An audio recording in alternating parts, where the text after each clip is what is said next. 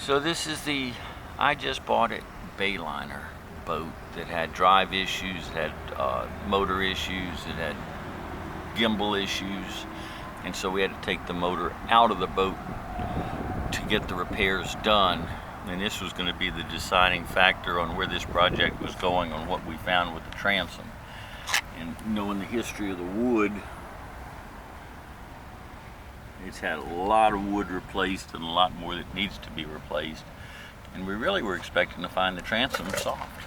But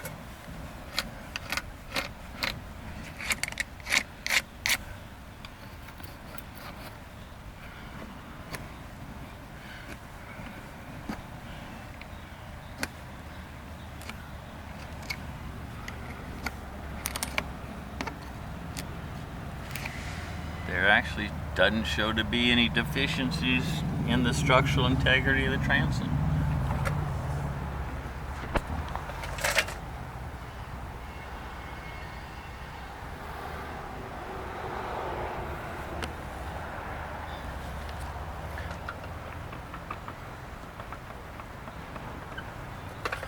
So now a decision has to be made where this project is going, since we've determined the actual transom is solid.